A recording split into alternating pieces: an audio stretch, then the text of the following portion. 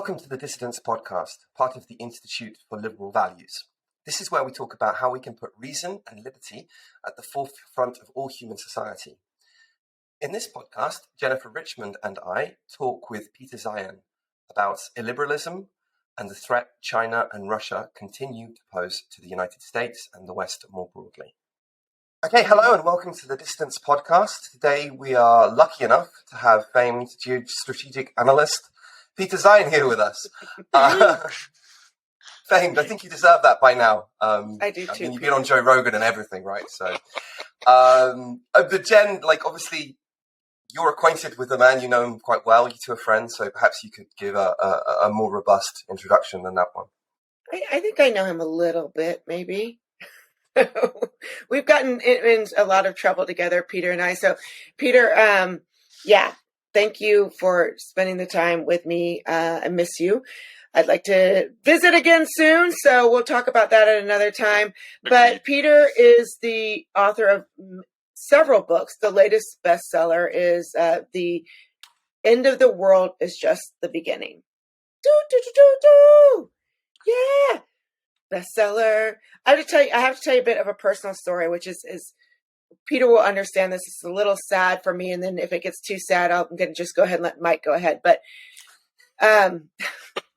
yeah, that's how we work. Peter, I have to tell you, both of you know, but Peter knew right away. You know, my dad passed away last month, and the last book he was reading, the book that was on his bed next to him, was this book that I had signed for him. So I was like, oh, you know, but it's so funny in our life. Mike, that you don't know, Peter and I have known each other now for, I don't know how many years, 20-ish or something. But every time something would come up and my dad and I would fight about politics, he'd be like, well, just ask Peter. Just ask Peter. And I'm like, screw that. So my dad knew Peter personally and loved Peter like we all do. But he would be like, just ask him that. And I was like, I'm allowed my own opinion too. So Peter, that's how you played into my family life and a recent kind of tragic, but something that we all face in our life event. So you continue to play. Well, working from the theory that no one's an expert until you move at least 2 counties away from your hometown. When I'm back with my folks, my opinions mean nothing. I know that's true. My mother's convinced I'm 14. So. Have 2 children, doesn't matter. So with that little introduction there, Mike, you have got some brilliant questions. I'm going to jump in. I know your first question is on China, which is something that Peter and I have worked on together over the years. So go for it, and I'll jump in if needed. So amazingly, it's still not clear to the overwhelming majority of people that China is on the brink of collapse, if not something much, much worse than that. I mean, you talk about this from a demographic point of view, the fact that their banking sector is in big trouble, their property market on which the whole thing is based is collapsing. I mean, there are a whole number of issues. The big dam could burst anytime now. There's so many, what I think you call them regime-killing events that are headed their way, and any one of them could wipe it out. So you've also talked about how the Communist Party over there might try and stay in charge, even though the walls are kind of falling around them. So, for example, blaming the foreigners. They're going down this ultra-nationalist route, blaming the foreigners, starting wars with perhaps Vietnam, Taiwan, Japan, knowing that they would lose, but trying to stay ahead. So that's clear. What is not clear, or what I've not heard you speak so much about, is that they still, even though they're greatly diminished, they still seem to have the capacity to inflict quite a lot of damage to the United States. One of the examples I saw of that was actually when I was in your hometown, Denver, during the Heterodox Academy conference. And I just saw streets full of zombies, of people who are on one or more of these horrific synthetic opioids that seem to be smuggled by the Mexican cartels, right? So they start off in China, they're finished in Mexico, and then they're smuggled across the border by the cartels. Can you contextualize that damage? And is there anything that the United States can do to mitigate it, if not prevent it entirely? There's a lot to unpack there. Let's start with kind of the known unknown. The demographic situation is worse than any country in history. The banking situation is worse than any country in history. The dependence on imported energy and the inputs that allow them to import their own food suggest that a deindustrialization and an agricultural collapse is in the offing should anything go wrong. Their military is limited to a largely coastal fleet. Doesn't mean it can't hurt Taiwan badly. In fact, if a war were to be pulled off today, and the Chinese did get their sneak attack in, they'd probably win because U.S. forces are just too far away and can't get there soon enough. But that doesn't solve any of their problems. Demographics can't be solved with military force, and anything that they do to piss off the United States could very well lead to a trade cutoff of everything that matters to them. Now, the Chinese don't believe that will happen. They don't think anyone is that serious about defending Taiwan, and I would argue that's probably a miscalculation, but that's what happens when you have a cult of personality government. And that cult of personality government kind of leads us to this fentanyl thing. The problem with the cult of personality is no one is willing to tell the leader the truth. We've seen a lot of that, the spy balloon, with COVID, with their agricultural sector. But it also means that you will get mid to low level and mid to low intelligence bureaucrats who think they're doing the leader's bidding and will do things that maybe aren't in the country's best interests. Now, the spy balloon is an excellent example of that because, let's be honest, this was a giant thing about the size of an Embraer jet. If you've ever flown out of a small airport, you know what those are. They're like the Barbie dream jets with 2 seats on one side and 1 seat on the other. Completely horrible aircraft. A pain to be on, tiny, unless it's dangling from a 400-foot diameter balloon, in which case, it's pretty substantial. Now, the Biden administration's first gut was to shoot the thing down, but the intelligence and defense officials in the U.S. talked him out of it. She's like, Mr. President, it's not going to see anything. It's like it's going over our missile launching facilities, which are going to be closed unless you're planning on launching a general nuclear strike next week. So let's just do whisper sensors on the thing, put a helicopter below it, a spy plane above it, and for 9 days just track the bastard all the way across the country and get all of the cryptography, get the hardware on the back end, find out where the orders are coming from and going to. It'll be the intelligence find of a decade. It's the dumbest thing I've ever seen a country do. And if you think of the last 20, 30 years, a lot of countries have done a lot of really dumb things. Fentanyl, it fell into the category of the defense ministry didn't know. Xi didn't know, but some dumbass in their intelligence services thought that this is what he was supposed to do to, beat the chest. If fentanyl is a state effort, it's probably something like that, where the real power brokers, especially Xi at the top, are wholly unaware. Now, one of the things that we have seen across the Chinese space, even in their own internal system, is the concept of making money supersedes the concept of physical safety, consumer safety, or fraud. And so they'll get like melamine in their baby formula, even though it's highly toxic and will kill people by the dozen. Fentanyl probably falls into that category a little bit too, that you just have someone who's relatively unscrupulous shoving it into the Mexican system. Because, let's be honest, anyone who's deliberately selling things to a cartel is probably not all that above the board with their normal operations. To my knowledge, we do not have evidence that the Chinese government is doing this directly, but that doesn't mean that they can't stop it. So, interestingly, because you mentioned that it's unlikely that Xi Jinping himself is aware that this is happening, but the Trump administration did push them, right, to stop selling. The problem with the Trump administration's efforts on everything was that Trump would send a tweet and then that would be the end of it. He'd never have a conversation with the appropriate branches of government about making sure that things happen.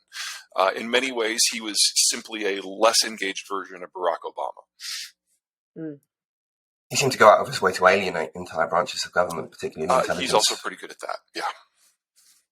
Excellent. All right, so Jen, did you have something to add?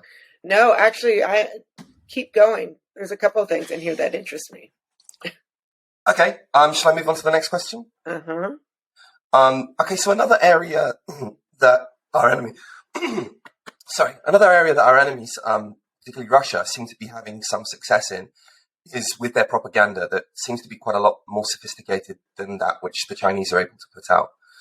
So there seems to be some evidence that they are pushing the MAGA crowd on the one hand, the Blue Lives Matter kind of type people, whilst simultaneously pushing the Black Lives Matter left-wing populist movements, creating a kind of a sense of disintegration in the United States of America.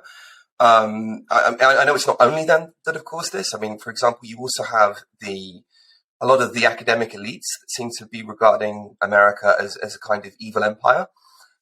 Many of them don't seem to identify with being American at all anymore. As an outsider looking in, as a Brit, for example, I used to look at America and roll my eyes a bit at all the patriotism and all the flag waving and think, but it seems that you're losing that. And it seems that you're losing that sense of identity. What are the consequences of this? Well, let me kick three things in here real quick. Number one, leftist academics being anti-American, that's really not all that new, and they don't need a whole lot of pushing from foreign propaganda in order for that to happen. They've always, even if they're consider themselves patriotic, been among the more critical ones, and of course some of the more critical ones are not particularly patriotic. So I don't think there's too much on that specific angle. As for the rest of society, you're absolutely right. The Russians are far more successful at using propaganda to drive wedges, or more accurately, exploit wedges within American society than any other foreign power has ever been in any American era. At the moment, they have gotten the most traction and the most desperate attention with the MAGA crowd, because that is the only real faction of American society at the moment that is saying things that are anti-Ukrainian. And the Russians have started a war that is of significant size, and they're discovering that it's a lot more difficult than they thought it was going to be. So everything from supporting Donald Trump or encouraging people who are on the left to do something particularly dumb. They love some Tucker Carlson.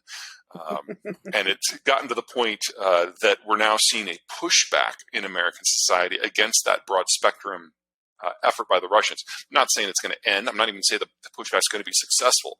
But I mean, look at the case of Tucker.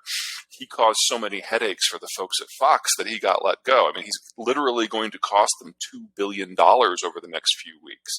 I mean, that's a really good reason to get rid of a lion sack of shit that's basically repeating Russian propaganda.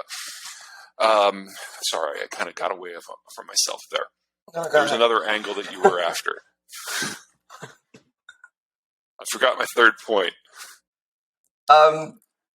Jen, you're on mute.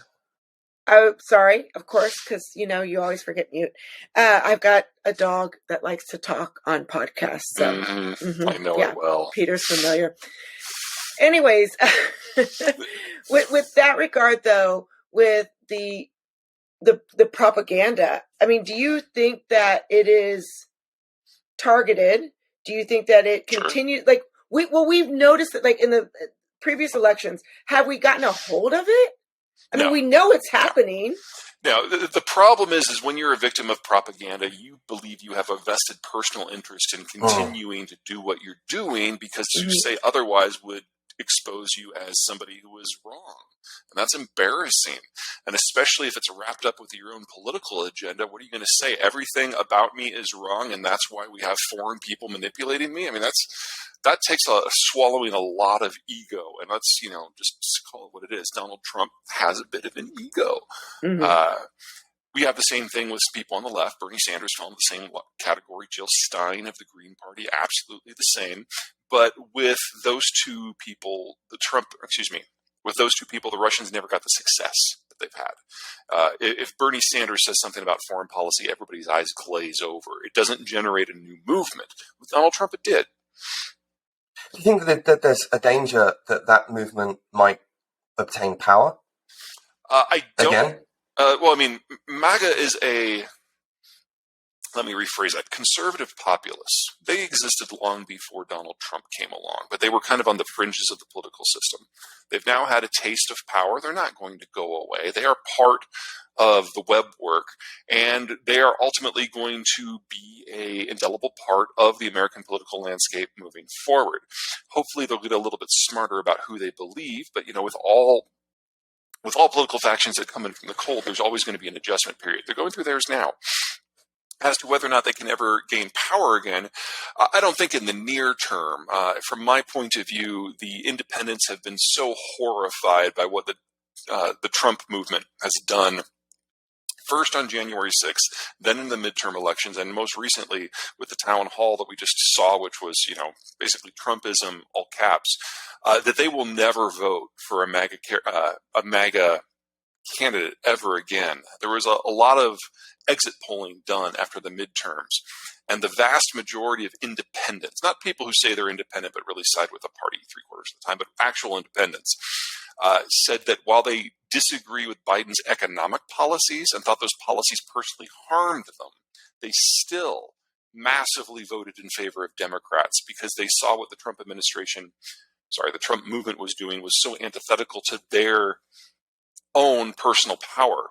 Because from an independent point of view, you can't participate typically in the primaries. And so if Trump is putting up candidates that are nuts, you don't have much of a choice, because if Trump gets his way, then the general election no longer matters. And that's the only place where independents have a card to play. So he has basically taken 10% of the population that decides the elections in half of the states, and has made sure that they will never vote for him again. So at least for this next general election in 2 years, assuming that Biden doesn't die, which, reasonable, we're probably going to be looking at a washout of the Republicans. We're probably going to be seeing something that's going to look a little bit like that 1984 washout where Mondale just completely lost traction on everything. Okay, this is not related. Mike, I'm sorry, I'm going to jump in because this is not a question that we had on our list, but I just met with someone who is part of the DeSantis campaign. That was where I was going to go. Okay, good. Oh my gosh, see, same brain. And they're, according to them, and of course they're part of the campaign, they're doing really well. Oh my God, really? They think so? I mean, I haven't been following that close, but I can't say that I think that DeSantis has had a good week in the last couple of months.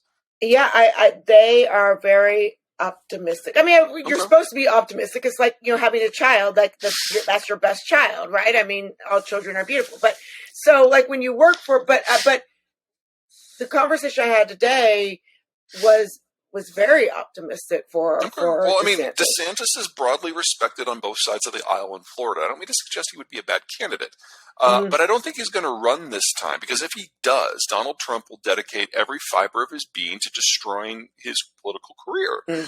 And why would you do that to then only have to run after an incumbent president? So what I'm guessing is going to go down is that he'll stay out of this one and allow Donald Trump to prove to all the donors that he was, again, a horrible, horrible candidate. And then 4 years from now, he'll step in and pick up all the sponsorships. And he will then be running against a non-incumbent Democrat, and it would be a much easier race. He's young enough. He's got the legs. And then, of course, there's that Disney thing that he really needs to get resolved one way or the other, because that is not resonating with anyone. So would you say, though, that the illiberalism that we've seen just, be the foundation of Russia and the former Soviet Union, their impact, the way they're dealing with propaganda in the United States, I feel has impacted and influenced an illiberalism that we're seeing in the United States? Certainly. Now, we can't blame the Russians for its existence, but they've, like I said, they find natural cleavages in the American political system, and they try to hammer wedges into them. So Black Lives Matters, Blue Lives Matters, they tried to get them going to the same events. They had a lot more success with the Blue Lives Matters folks than the Black Lives Matters folks, but they were still there. Other factions within American politics were not as susceptible. They've tried it with the Hispanics. They've tried it with the gays. Neither of those worked. They tried to get into the abortion issue, but it was pretty clear they misread the nature of that issue in the United States. But anything that involves, say, nuclear power is something they're very active. Anything with the green community, they're very active. And they don't necessarily try to get us to espouse positions we didn't hold before. They try to make us more extreme at what we might already believe. So basically, think of them as Facebook.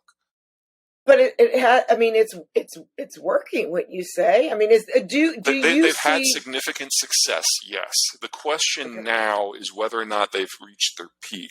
One of the things we saw at the beginning of the Ukraine war is that the Biden administration unofficially went out and smashed a lot of Russia's cyber capabilities and even hit the bat farm, is what it looks like. And that has reduced the Russians' ability to do this sort of stuff. If it wasn't for Elon Musk and Twitter, we'd probably see a significantly less traffic. But oh my God, the Russian trolls and everything have got a huge lifeline from Elon Musk, and that's allowed them to persist in a way that they probably couldn't have otherwise. How do you balance out this kind of, on the one hand, in America, as part of one of the foundational liberal values, well, not just in America, but right across the West, it's this idea of free speech, right? Mm-hmm. That you should be able to come out with ridiculous stuff and hold to stupid opinions and be brainwashed by foreign state propaganda, and yet be perfectly free to express that. Unfortunately, that's a key liberal value. And if you try and get rid of that, that's also dangerous. Yes, no, I mean, whoever is going to deal with this has to deal with this caution. And there's only really three things that can be done. Number one, because it's a foreign power doing it, the executive branch does have tools for dealing with it, as Biden has, at least unofficially, taken some action. The one that really matters, of course, is Congress. But for Congress to act in a meaningful way, the mainstream of both sides of the aisle have to agree that this is something that is not protected speech and pass a law on it. And since one side of the aisle is benefiting from the lies, that makes it a little bit more complicated. Remember, this is not the 1980s when we had moderate Republicans and moderate Democrats. Mm-hmm. We have a more European-style horseshoe political system right now with a lot more people on the far left and the far right. And on the populist right, I don't think they're the majority of the Republicans, but they're certainly at least 15 to 20% of the seats in Congress. Convincing those people that they've all been had over and over and over is a tall order, especially when you consider that the Squad and the Sanders crowd on the other side have also been had. Yeah. And that gives a significant voting bloc. And then the third chunk is kind of what we're relying on right now, and that's the courts. If you think back to yellow journalism in the 1890s, which actually got us into a war, it was the courts that ultimately came up with a lot of the rulings on where free speech turns into fraud. And we're kind of relying on the courts, both in the civil case and in the criminal case, to do that for us right now. And that's exactly what tripped up Tucker Carlson. He deliberately created falsehoods or repeated falsehoods, and people were able to go to court and say, look, this is false. We know from internal text that you knew it was false. That is illegal under the current legal structure, and it cost Fox $800 million in the first round, and the second and the third round are still happening with other clients. And so it took that sort of action and 2 years for that to get resolved. And it's still playing out because Tucker's still there. He just started his new Twitter show, which is basically lies.com. So how do we deal with that? Yeah. He gets sued again. With Fox, it helps that he was a bit of an asshat to all of his workers, so even his own legal counsel was turning on him at the end. But now that he's independent, he's going to find out exactly what the legal structures are in this. It's a very Alex Jones situation that is being set up. Whether or not he's learned his lesson, I doubt it, because this is not the first time that Tucker Carlson has been dismissed from a major network for fabrications. I think this is the 5th time. So honestly, it shouldn't be a surprise. The fact that people still watch him, that's kind of shocking to me. But pieces of the system are resisting this. It's just the piece that we're relying upon, the courts, it's not the fastest way to do it. I'm laughing because you and I both know several very avid Tucker Carlson fans. But that aside, I know that you focus more on geopolitics, not on internal politics. But like you had mentioned before, that you have seen when the Russians came in and played America, there was something to be played, right? There has to be something there. They can't just pull it out of thin air. What do you think is our biggest weakness, and is it something that's surmountable in our internal political system? Yes, America Sure. in general, political, social, economic. Here's the deal. Because we have a first past the post system, it tends to cluster the factions in our political system into big tent parties because they have to get the extra marginal vote. They have to get one more vote than whoever comes in second. And that encourages alliances. And when you have a stable alliance, then this propaganda is not as effective because all the other factions know when one faction has had the wool pulled over their eyes, and it gets called in internally. What's happening right now is that we're going through one of our once every generation or two political reshufflings where we've had sufficient change in technology and geopolitics and demographics that the factions themselves are moving around and jumping ship. Now, the last time we did this in the 1940s, we were vulnerable to propaganda from the Germans. And as we were going through that transition, African Americans were all Republicans and big business were all Democrats. What the stage we're at right now is fiscal conservatives and national security conservatives and business conservatives are swing voters. Donald Trump kicked them out of the party because these were kind of the math and maps crowd of the Republican coalition. And Donald Trump hated nothing more than people telling him that he either wasn't smart or that he was wrong. And those were the three factions most likely to do it because they could find Canada on a map and they could do some basic accounting. Trump didn't like that. And so they were pushed out.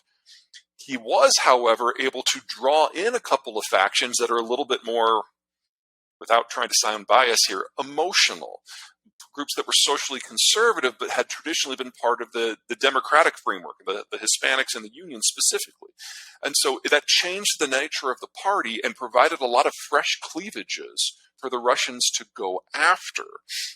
Now, these transitions usually take about a decade, and we're coming up on a decade fairly soon. This started when Hillary Clinton was running for president. So we probably have one more presidential election, and when we get to the backside of that, we will have a new party structure that's a little bit more congealed, a little bit more firm, and that will give the Russians and other groups looking to launch propaganda efforts into the United States a lot less purchase. But we still have to get from there to here to there in an era when Facebook is literally marketing your data and Twitter has lost all content moderation. So this, I don't want to say this is going to get worse before it gets better, but we are definitely not out of the woods. Yeah, social media is a whole nother topic. I've texted Peter in panic because I've said things out loud. He gave me, by the way, this is a funny story. As he was leaving, he gave me one of his little Alexas because I love convenience. I love convenience. Alexa, do this. Alexa, do this. And he's like, just take my Alexa. He goes, she's listening to me. And so I had one. Now I have like 4 Alexas, right? And I laughed. Peter laughed. Alexa laughed. Yeah, she's probably like laughing somewhere. But like I just a couple months ago, Peter, you'll remember, like I was talking to someone. It was the silliest thing. Like I had my phone in my bag, and I was at the dentist's office, and they told me that I needed night guards for my teeth. All of a sudden, I got advertisements for night guards. I was like, okay, now I'm, and this is coming from someone who, as Peter knows, has been harassed by the Chinese, security before. Oh, so incessantly. have I. Yes, and Mike has too. But I was like, my own country just found out I needed, dental cards from a phone that was in my purse. What? So, anyway, but that said, Peter, I still have your Alexa. Oh, God. It's outside. It plays music outside. It's our music stereo. So one of the things I've noticed with the polarization that's being pushed in America is that a lot of it seems to be that the white working class are moving away from the Democrat Party with whom they were traditionally associated with, right? And there are a number of reasons for this. First is the economic, right? A lot of the jobs have gone to China. And second is this kind of ideological stuff that's coming through that is being pushed by the Russians, in which, we're starting to talk about whiteness and demonize these people, dehumanize them. And so understandably, they're quite angry. I wonder, for a healing point, will reshoring manufacturing help with that? It's possible, but it's a little messy and it's a little too early to know for sure. So part of the problem we saw with white workers specifically, they're far more likely to be unionized. And it's the unions that have really gotten hurt the most by globalization, because ultimately globalization was about finding the lowest cost and or most efficient producers. And in non-high skill industries, that was typically not union. So if you're working for Airbus as part of a union, maybe you are high skill, and you can compete with everyone. If you're sewing underwear in Kentucky, probably not. And so it's really skill based. And if your job is protected not because you're good at it, but because you have a bunch of other workers working with you, then those are the folks that got hit hard. Now, yes, manufacturing in the United States actually never dipped in terms of total output, both absolute and relative terms. It went up during globalization, but it became a lot more focused on those high-end jobs with the high value add, and the low-end jobs, those are the ones we lost, whether it's in Mexico or China or anywhere else. When those jobs come back, they will generate a lot of high-paying jobs, not low-paying ones, because we now have had 30 years of technological advancement that improves what we can do. So I think textiles is the great example. Textiles was driven out of business because of NAFTA, and then it went out of Mexico into China because of the WTO. And so people who grew up in those families, had those jobs, they're never going to trust globalization. It's hard to argue with them. But now that it's coming back, it looks very different. This is not sewing seams. You can have one software engineer and one mechanic, and they can maintain a 2-acre facility that can make finished clothes faster and cheaper than 150 Bangladeshi seamstresses. Now, if you get one of those two jobs, great, you're pulling down 6 figures making textiles. But it takes so many fewer people than it used to. So in order for these people to appreciate what's happening as things renationalize and reshore, massive retraining is going to be required. Now, we are in a labor shortage, so there's a lot of business efforts going into retraining, but they're going to focus on the communities where they think things are going to work, and those communities already have to have a certain level of skilled labor in order to justify the investment in the first place. So if you're in a primarily rural area and there's not a significant population center near you, you're probably not going to make the cut unless you're willing to relocate. Unless you're willing to relocate to one of the urban areas. Exactly, to wherever the hub is where the manufacturing has already started. So that means there will continue to be an underclass of people who are not going to be able to get by in a satisfactory way. Underclass is the right term, because underclass implies you're doing a menial job to service people with higher skill set. These are people who are closer to being destitute, because it's just difficult to imagine the sort of industry that was lost coming back in a way that benefits them at all. Now, if they can move into a different sector, and one of the things we learned with COVID is the technology has come a long way in terms of interpersonal communication, and you can do a lot of things remote. That's great, but that's probably not manufacturing. Well, one also worries about, what if you're one of these people who doesn't have the kind of IQ to be something like a software engineer, right? And there are lots of them, unfortunately. We all say we love a merit-based system until we realize that 50% of the population is below average. And the United States doesn't have a good political answer to that simple fact. Does anybody? Yes. Now, in the United States, we look down on this, but if you were in most of Europe and if you're in Europe and you don't exactly have a great skill set and you're not particularly bright, there are still going to be networks of jobs that you can do. Also, most of the European countries don't have nearly as immigration friendly of a culture as the United States. And so you can't just import semi-skilled workers or unskilled workers from another country to do the unfashionable jobs. It's the locals who do them. That doesn't happen here. Okay. Yeah. I remember when I lived in New Zealand in the 90s, the first time I saw a team of white people in orange jumpsuits doing industrial custodial work. I had never seen that before. But it's harder to get to New Zealand. You can just walk to the United States.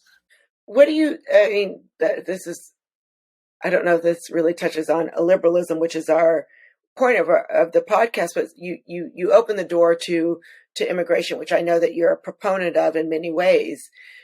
But what is happening right now on the border is, should we be afraid? And add to that AI and being able to do like simple jobs. I mean, what are we looking at, and how could that? I guess maybe it does touch on illiberalism in that it impacts the American psyche. Yeah.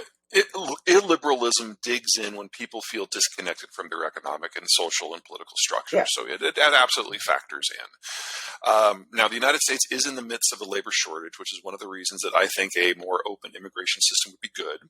I'm also not blind about this, and it has to happen in a legal way. We haven't had meaningful reform of the immigration system since 1987. It's time for Congress to pick this up again. And there's a lot of, I don't want to say easy fixes, but relatively quick ones. Now, what's going on at the border at the moment is Donald Trump had a series of policies, which included Title 42 as a COVID method, that allowed the federal government to basically kick people across the border back to Mexico. The problem with that is because it was based on health as opposed to status or legalities, they could just turn around and come right back in. And so we got this laundry machine churn at the border for the last 3 years. And when Biden came in, there were a lot of folks within the Democratic coalition who were relatively pro-immigration, primarily because Donald Trump was anti-immigration. And so when Biden inherited this problem, he ended up using most of the same tools that the Trump administration used. But because he was perceived as being less anti-migration, people just kept jumping into that laundry machine. Mm. So what is happening right now, the week of, it's May 12th when I'm saying this, is that the Biden administration has done away with Title 42 and put in a two-pronged program. Now, this has only been in place for like 2 days, so God knows if it's going to work. But step one is doing something we have not done since the 70s and sending staff down to Central America to run processing centers. The idea is you register with American Immigration before you even leave your country. And so if you've got a claim of prosecution or asylum, they can resolve that hopefully fairly quickly and have larger, more robust, more reliable means for legal migration. However, if you show up at the border without having first gone to the processing center, they've changed the definition of asylum so that 99% of people crossing the border automatically do not qualify. So, for example, if you start in Honduras and you pass through Guatemala and Mexico on your way there, you are automatically disqualified, because if you are going for asylum, that means you're scared to live at home and you crossed any international border on your way. Well, clearly you're lying. And so they don't even have to look at your case. And if you do that, you cannot even apply at a processing center for the next 5 years. The goal is to end the laundry machine. Now, will this work? God knows. And there are other clauses in this that various folks across the country don't have problems with. So the legal challenges have already begun. But for the first time since Reagan, we're trying something new. Okay, so Peter, I know a little bit about this. We won't talk about how, but my understanding. Ominous. Yeah.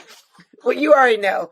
But my understanding at the border right now is they're giving everyone a case number so that they can follow up with them. But literally, it's overrun, and yes. So they're literally letting everyone. So I hear what you just said.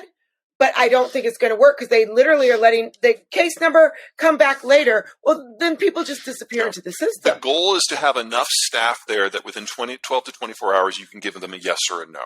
And by eliminating asylum as an option, almost no one is going to qualify. Now, like I said, this has only been in place for a couple of days, and there was a huge surge of people that came up in the last couple of weeks. There's a huge surge of people waiting, and they've all just pushed across. So in the short term, this isn't going to do jack. But in the longer term, assuming that the pieces can hold, it's an interesting idea. I'm not saying it's going to work. I don't know. There's too much at stake. I'm sorry, I phrased that wrong. There's too many moving pieces. And the legalisms and the legal challenges, of course, are going to complicating things. But by eliminating the asylum category, and that's how almost everyone has crossed the border in the last 6 years. Yeah. That's going to, at a minimum, buy us some time. Okay, that's really, I hadn't heard about that, and I don't want to dwell on that too much, because I know, like, I think the number I heard either yesterday or today was 10,000 people. I would be surprised if it was that low.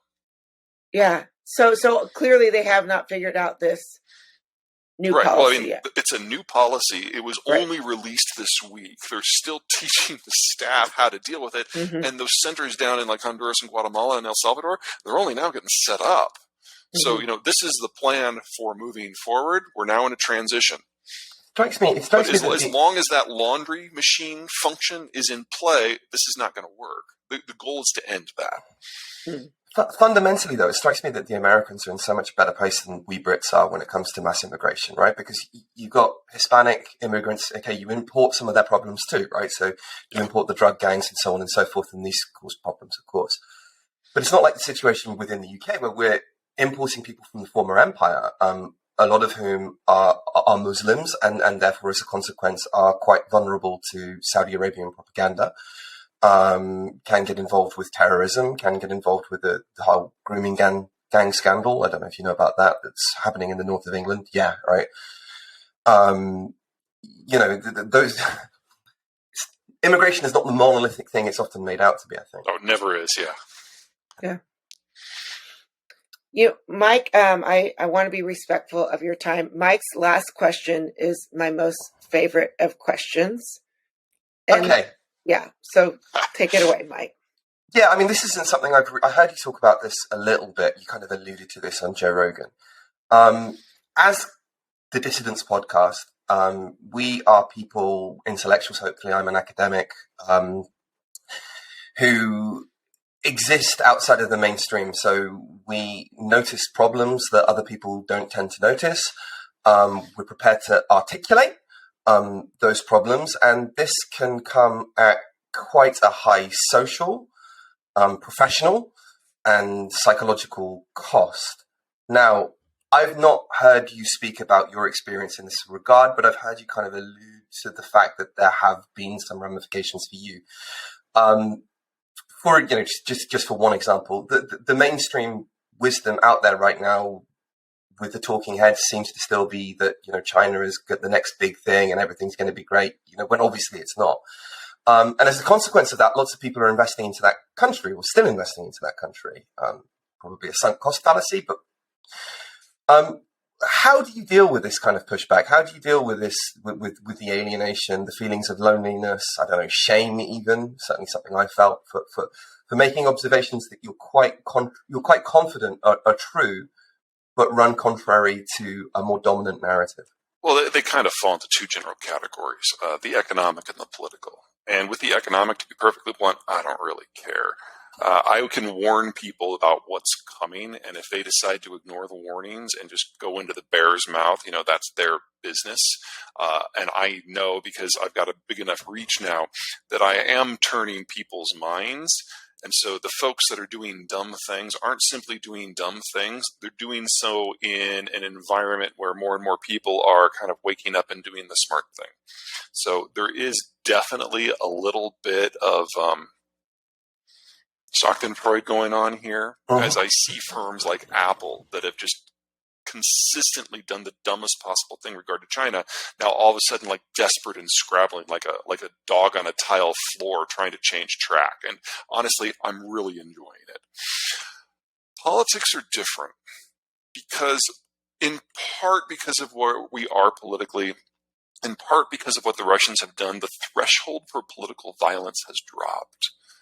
And so when I see people who are simply trying to report the truth in journalism, or people who are actively trying to lie, the difference between having a civil discourse and actually wielding force against a fellow citizen, those lines are a lot closer than they used to.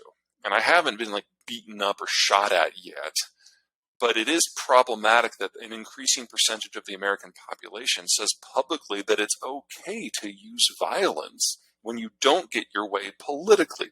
Not even because they think it was a rigged election, just because they think the other people are wrong.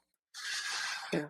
That will have consequences if we can't get that under control. And that's one of the big reasons why I'm really hopeful that this is going to be our last presidential cycle with the old political structures.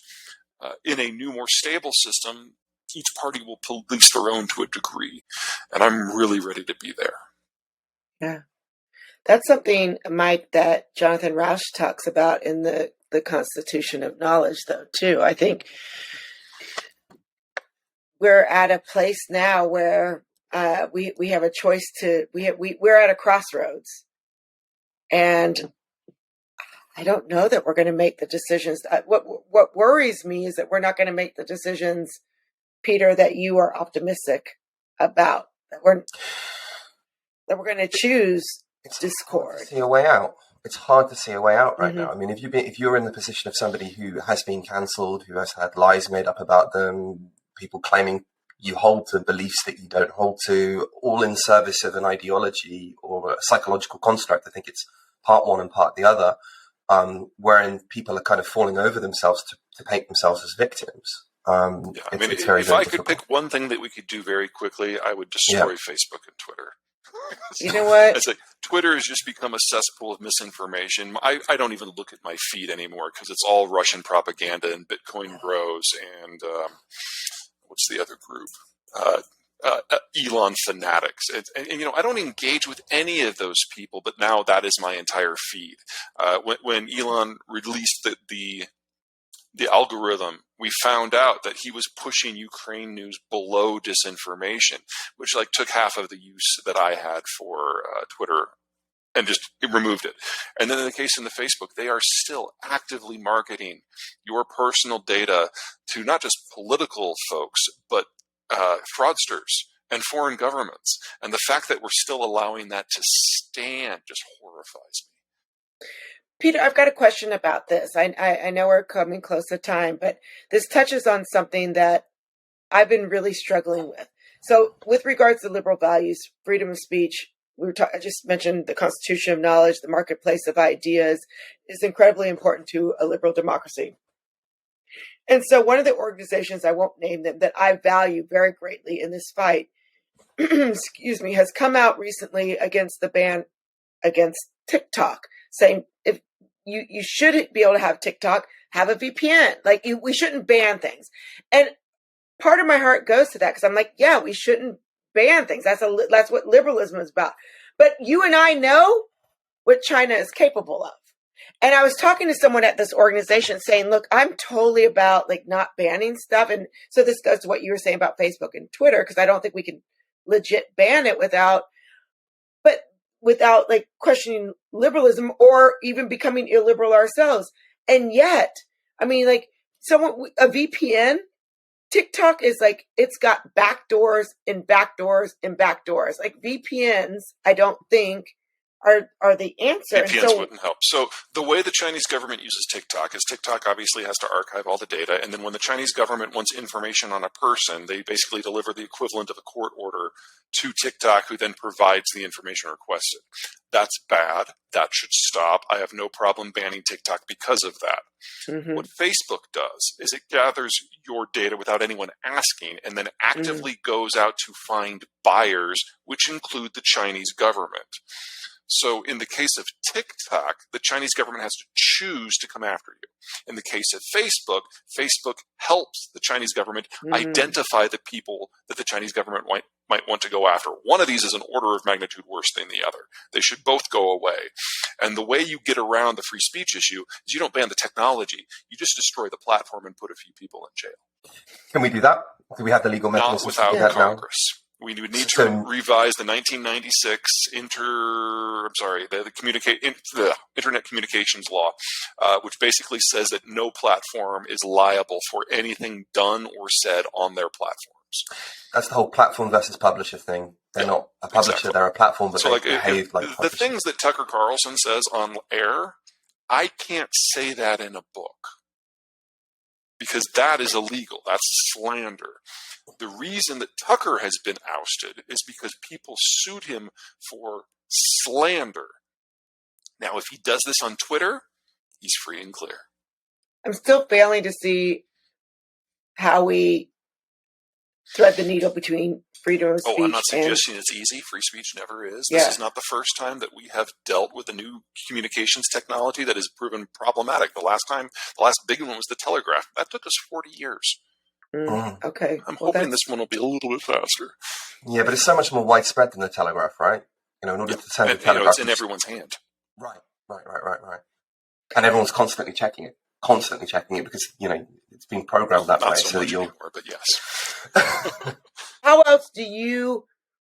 I'm dealing with this with the book coming out, right? So, our book is, our letters back and forth. Wink and I really aren't on social media. So thankfully we've got a few influencers who believe in our work, but it's like, we're not out there pushing it because our whole thing is like, let's have a conversation. And so I think that I think we have a generation that is built up on this type of communication. I truly feel that if we pull back, they will like literally fall apart. I feel it like it's that movie. I'm sure Pacific Rim. I think it's Pacific Rim, where literally like these aliens come out of the water and they're all like nuclear. The aliens are immune to like nuclear stuff. And so all of our new nuclear ships can't, so they have to literally pull people back in from World War II to like go run these old ships from like Pearl Harbor to like defeat the aliens. I think that was actually Battleship, but I'm following you. Okay, I thought it was Battleship. Battleship. Yeah. Okay, but so you're all, at least we're on the same page, right? It was the Missouri, right? I think was the okay. Yes, hilarious. I love the Missouri. It was still a great movie, but that's why I'm like, I don't know how we go back. That's why I'm saying break the platform, not the technology. We need ultimately an act of Congress to regulate what is protected speech and what is not. And by introducing a degree of responsibility to the platform in the next iteration should clean this up. That is fraught. That is unavoidably fraught. But that's where we have to go. It used to be that you could yell fire in a movie theater until we decided that was no longer kosher and it could no longer be protected speech. We have to do the same thing for this platform now. Interesting. A lot of the damage has been done, right? The younger generation is so we will grow out of it. Yeah. But I hope you're right. Well, I think you probably are, but I hope you're right. But will it take a generation to grow out of it? It may take a generation. It'll take at least a decade. Yeah. Yeah. Well, at least by then, Peter will be retired and won't have to worry about it. Yay. I will. No, I'm just kidding. I'm laughing at Peter because Peter is so excited about retiring. And I keep on saying, you're not allowed to retire. Like, it's not allowed to happen. So I can't imagine retiring. I'd hate that. Like, not doing stuff. He can't wait. He's going to like live his life. I'm going to come like live in his basement in Colorado. No, I live in Tokyo, so I'm kind of insulated a lot from all of these kind of political things that are happening, with the illiberalism on both the left and the right. So that's kind of great. But unfortunately, I have to work with younger Americans, and some of them are just off the charts, crazy. Policing microaggressions, and it's intolerable. I mean, especially for somebody like me who's on the autism spectrum. I don't think and communicate in the same way that lots of people do. And so you have to be extra careful because there are literally people waiting to jump on you, twist what you're saying, and then say, look, you argued something completely different to what you intended. And when you say, no, I didn't intend that, that's not what I intended at all. It doesn't matter what you intended. What matters is how I feel, and it's just completely corrupting discourse. Yeah, and the problem we're going to have is not so much the millennials, who we all think of as tech savvy, but Gen Z.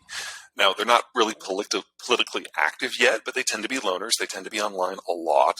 They don't have a lot of close personal friends. The ones they have, they're very loyal to, but they're digitized on everything. And if we can't fix these platforms soon, then they will be growing into adulthood in that sort of environment. And, that's not going to help anyone. Incredibly fragile. And what will that do to the demographics as well? Right? I mean, these people are not going to be able to maintain relationships in the same way. We're talking about a European-style demographic bomb hitting the United States as if the Zoomers continue to be as isolated as they are in an era of social media. I mean, for just one example, I mean, if you talk about the person you love the most in the world, your partner, whatever you've known for however many years, like, it's kind of impossible that there won't be times in which, even though you know and love each other, you misunderstand each other, get really, really pissed off and shout at each other, right? That happens in every relationship. And yet these younger generation who've been kind of brainwashed by this ideology, stroke social psychological construct, they seem to think that, you know, they can go out there with people even that they don't know, and they can read misunderstandings into people. It's quite terrifying. It's how are these people going to manage relationships with each other? You know, add that to the fact that we're seeing, you know, huge increases in depression, self-harm, and even suicide rates amongst young people. Yeah, these are all traits of the Zoomers. Say that again, Peter. They're all traits. These are all of traits of the Zoomers. I mean, that defines this generation. How are we going to grow out of this? Any idea? That's the question. We need to help them by providing a better means of communication. So, we'll end with this. Domestic, I know you're geopolitics, but with regards to how we deal with geopolitics domestically, one of your first courses of action, if you were to lay it out, would be to redesign how we communicate. Well, I wouldn't say that's necessarily a geopolitical thing, but that would solve a lot of our domestic political issues and some of our distractions when it does come to then dealing with geopolitics. That's where I was going. Okay. Well, Peter. Thank you. Thank you. Not a problem.